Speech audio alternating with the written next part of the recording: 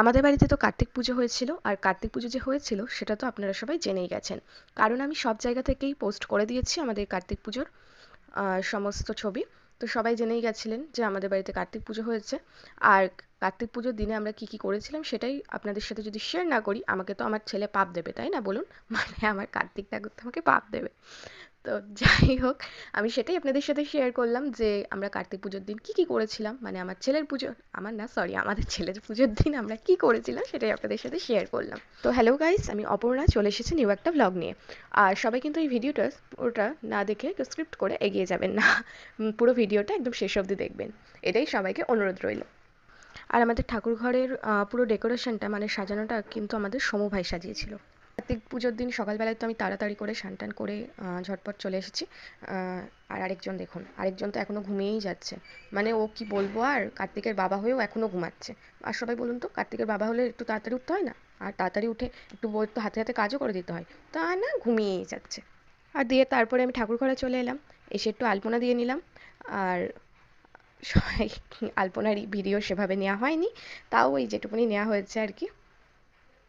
তো যাই হোক, আমিও খুব তাড়াতাড়ি করছিলাম, আসলে আমাদের সকালে পুজো হয়েছিল। আর মানে খুবই তাড়াহুড়োর মধ্যে এরপর আমাকে আবার রেডি হতে হবে। মানে খুবই তাড়াহুড়োর মধ্যে করতে হয়েছে সব কিছু। আর এর মধ্যে আমাদের বাড়ি থেকেও মা বৌমনি সবাই চলে এসেছিলো, সোনু সবাই চলে এসেছিলো। আর সোনু তো আমাকে দেখে খুব খুশি, খুব হাসছিল। আর এই দেখুন, মা আবার আমার হাতে ষাঁড় পুতুল দিল, এটা নাকি দাভাই আমার জন্য পাঠিয়েছে। দিয়ে তো আমি ঝটপট রেডি হতে শুরু করে দিলাম, কারণ হাতে একদম টাইম নেই, আর ব্রাহ্মণও এক্ষুনি ঢুকে যাবে। তাই আমি তাড়াতাড়ি করে রেডি হতে শুরু করে দিলাম।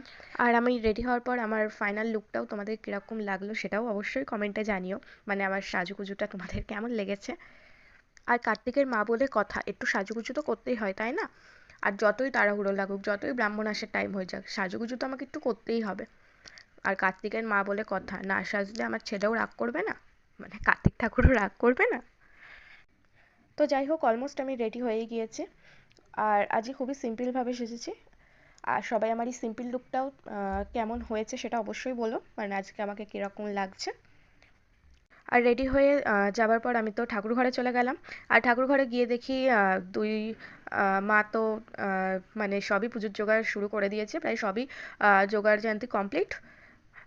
আর মা তো দেখতেই পাচ্ছেন অনেক খেলনা এনেছে, মানে আমার ছেলের দিদা, আমার ছেলের দিদুন তো দেখছি অনেক খেলনা এনেছে। উম, আর খুব সুন্দর কিন্তু একটা কেকও এনেছে আমার ছেলের মামার বাড়ি থেকে, মানে ছেলের দিদুন কিন্তু একটা খুব সুন্দর কেকও এনেছে, কেক, চকলেট, খেলনা, অনেক কিছু এনেছে। কেকটা তো খুবই সুন্দর দেখতে। আবার কেকটার ওপরে কি সুন্দর করে কার্তিক সোনাও লেখা ছিল।